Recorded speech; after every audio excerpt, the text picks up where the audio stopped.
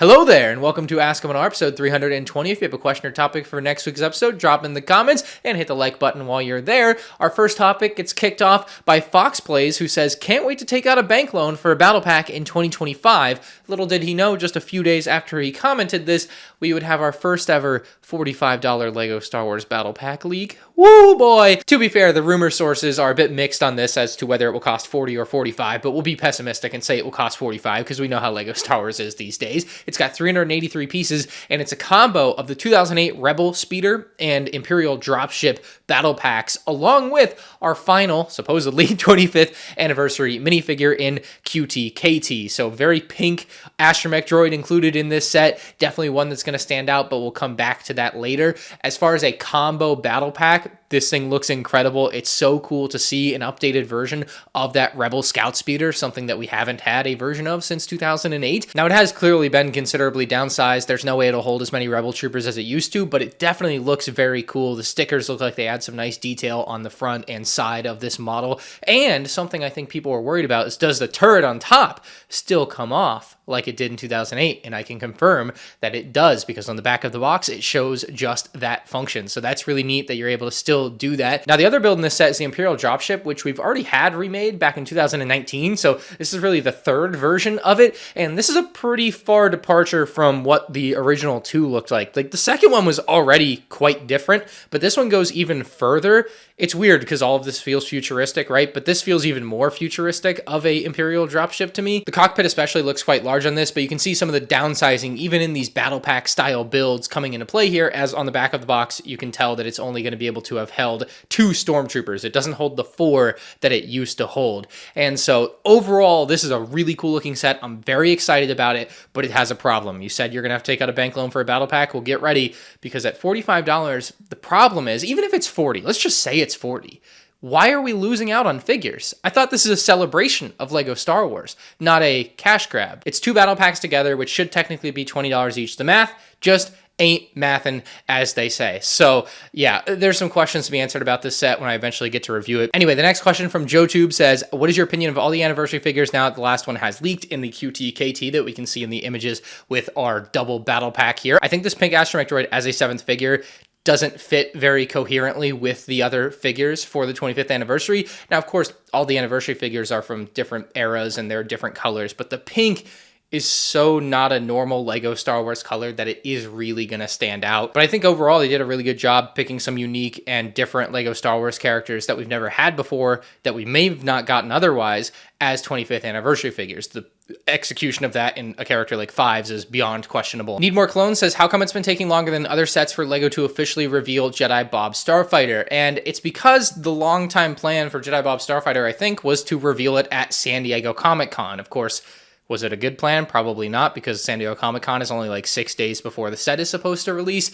But that was the plan, right? And so I think they just are sticking to that.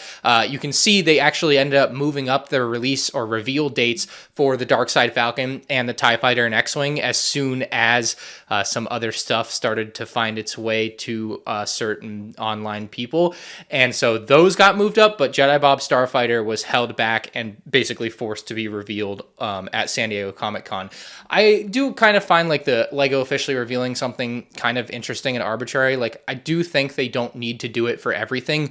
They can just release sets on a release day, and like whatever leaks happen before, and it's not that big of a deal, but they make it such a big deal, so it is at the same time. Opposed to the norm, it is very abnormal that they've waited so long and will wait so long, but it should only be a few more days. By the way, it probably won't be up for pre-order. It's probably just the type of thing that it will be available on August 1st, right at midnight. So I don't think it'll be impossible to get.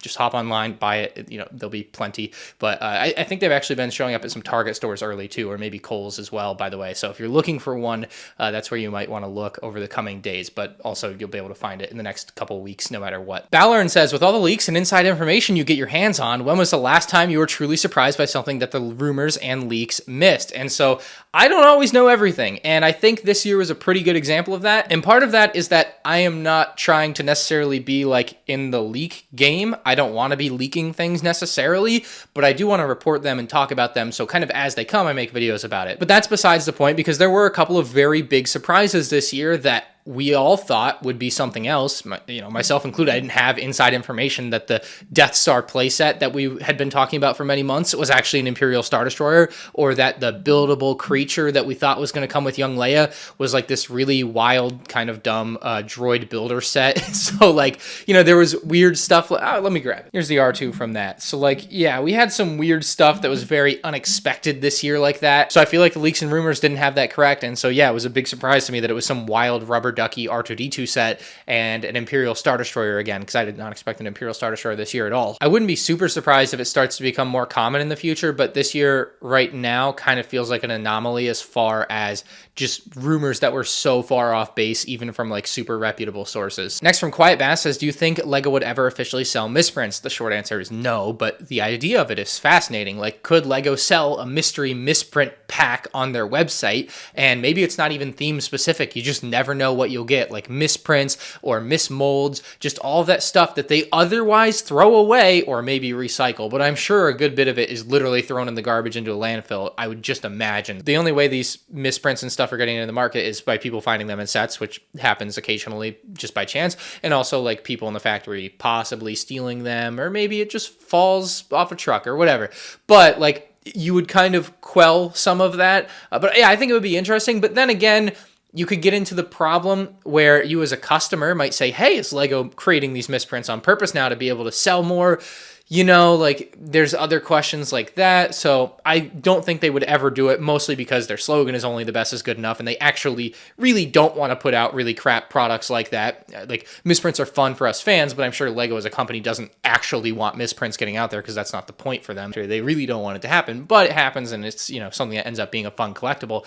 But yeah, there's no way they'll ever do it. But like, the idea of it's really cool, and I had never considered it until you said it. But yeah, pipe dream. Pipsqueak says, would you consider using a 9-nub torso to create a rebel friend? No, you're absolutely on point there. The 9-nub trooper torso is definitely like the rebel trooper for the rebel friend, and you could absolutely create a purist rebel friend custom very easily now with that torso. Cad Bane's favorite hat says, you get to choose 3 LEGO sets to be released to the public today, and then they will never be remade again. What are you choosing? I feel like you just described the LEGO Star Wars Rebuild the Galaxy line of sets. They're never remaking Jedi Bob Starfighter. They're never remaking the Dark Falcon.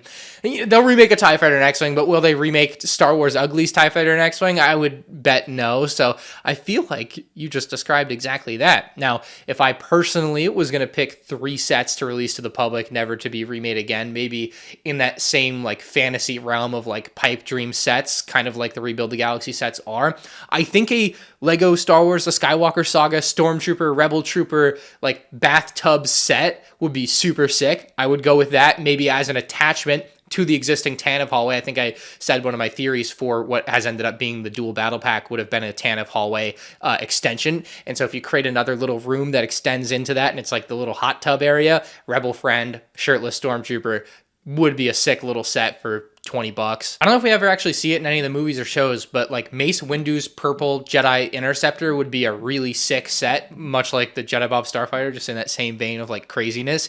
It's not as crazy because Jedi Bob is not like a real character from Star Wars, but like Mace Windu's Jedi Interceptor would be one that I would love to see one day. And then I think if they took a concept like the Holiday X-Wing and turned it into like a Holiday TIE Fighter, that would be something else that would be super cool, just another recolor variant. So just some wild ideas that I think would be really cool that I would release like right now today, never to be released again, like ever, forever, and always. So yeah, just some wild ideas. There's plenty of those out there though. The King says, do you go to parties? So you might notice I have a LEGO YouTube channel, and that should probably answer your question right there. But no, I'm not a big party guy, wasn't a big party person, didn't go away to college, so I didn't do any of that stuff. Most of my time for the last decade has been spent making LEGO videos and playing Call of Duty because I wanted to be a professional Call of Duty player. Didn't quite pan out, but Legos did. And although I know there are some people in the LEGO community that maybe do party and that's their thing, but it is definitely not for me. I'll go stand in the corner. Like, it's just not going to be that guy there. All right, Bradley says, the old LEGO TIE Fighters are better. The blue is just better looking than the gray. I disagree wholeheartedly. I think the blue has its charm, but I do not think it looks better than the gray. But I will give you this. I think there is a chance in the next decade, the next kind of evolution of Lego TIE Fighters is that we see them go away from light gray or light bluish gray and move into sand blue, because I think technically TIE Fighters are closer to sand blue than they are light gray. Ultimately, I'm kind of split on it. I think keeping it gray just because it's been gray for so long is the way to go, but it would be interesting to see them just come out with a sand blue TIE Fighter just with that mixture of gray and blue. But no, I wouldn't go all the way back to the old blue and black color scheme. That's going to look bad. David says, now that we've seen a short sequence with Darth Plagueis the Wise and Acolyte, do you think there's a chance we'll get him as a Lego minifigure anytime soon? Finally. I mean, the chance is definitely greater than 0 now. However, because it was such a short cameo, I really feel like it's basically still 0. Like, he still doesn't really fit in any sensible set. Like, they could always just throw him in somewhere. Could have been a 25th anniversary figure, obviously. Maybe if the 25th anniversary would have been next year or the year after. I don't think Darth Plagueis fits in anything reasonable anytime soon. So I think it's more of a season 2 of the Acolyte. If they get a set and Darth Plagueis continue, obviously I would assume he continues to be an integral part of the show if they are teasing him, but you never know with Disney, I guess. But I think as it stands, it's almost no chance. But in the future, as they show him more and he actually maybe has some speaking lines and stuff, we'll actually finally get him as a figure, but it's probably still a few years down the line. Adam says, I recently watched your review on the Playscale Venator. Lego has improved with the way ships look on the outside while keeping playability inside. Could we see them release an updated Playscale Venator next year with the Revenge of the Sith anniversary, or in the near future, or will it be remade eventually after the UCS one retires? And so your question doesn't mention it, but the other thing I've seen a lot of people saying is because the Acclimator is the MIDI scale set for next year and not a Venator, well then they must maybe be making a Venator playset. And I'm going to be super pessimistic here. I don't think so. I don't think a Venator playset is in the cards. And I've kind of mentioned this theory before. It was actually the reason we hadn't gotten an Imperial Star Destroyer playset for, 10 years. That is that there's basically one slot for a Star Destroyer type of playset at a time for Lego Star Wars, at least historically. So if we look back to 2014, we got the Imperial Star Destroyer. That one was out for 2 years, retires. And then in 2017, they bring out the First Order Star Destroyer. That one retires. And then in 2021, they bring out the Imperial Light Cruiser. That one retires. And now in 2024, we have the new Imperial Star Destroyer. And so there's no crossover. There's nothing else out at the same time as those that's similar, like a Star Destroyer type of playset. And so it's kind of a one-at-a-time thing. And so the new Star Destroyer that's just coming out on August 1st, basically, in my opinion, makes it so that there's no chance we're getting a Venator. Actually, my list doesn't even go back far enough. Back in 2006, they released the first Star Destroyer playset, and then that retired. In 2009, they brought out the first Venator playset, and obviously then back in 2014. So yeah, like for the entire history of the theme, basically, it's been a one-at-a-time type of thing, and so I think the Star Destroyer as a play scale set doesn't come out. I think the UCS thing is not as much of a conflict of interest. I think it was, as far as having a UCS Star Destroyer out at the same time. They didn't want to have that with the Venator conflicting, but I don't think that's like a problem. Although I also, like, kind of conspiracy theory, the reason the Acclimator is out as the MIDI scale set this year and not a Venator is because Lego doesn't want to cannibalize the UCS Venator sales, right? So I'm pretty positive that we won't be getting a Venator play scale set next year or the year after, and 2027 would be the first year that we would maybe get one. But the other thing that's looming out there, Thrawn Star Destroyer it's got to be the next play scale Star Destroyer set, right? So there's that too. So I don't think there's any chance of a Venator play scale set this decade at this point. I think that ship has sailed. So just my 2 cents.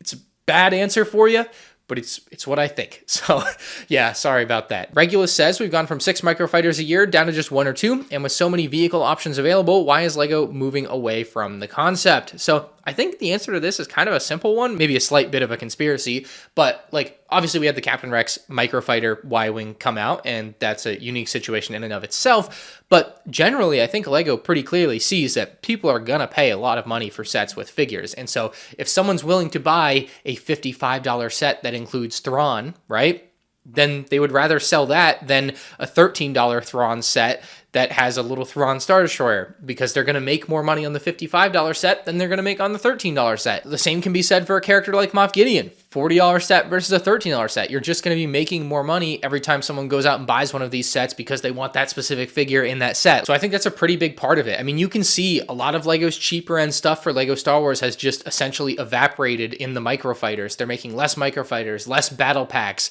The mechs are the only thing that kind of came back, but then this year they only made 1 mech, and last year they made 3. who knows what's coming out next year, but in the beginning half of next year, there's no rumored like cheap sets. It starts at $30. So the cheaper end of Lego Star Wars has basically evaporated, and it's probably pretty well thought out. The reason why is just they know people are going to buy the more expensive stuff to get the characters that they want, and so they want to sell the stuff that they're going to make more money on. That's just the way I see it. So that is it for this episode. If you have a question or topic for next week's episode, leave in the comments section below, and you can check out more Ask MandR and other videos on the end screen now.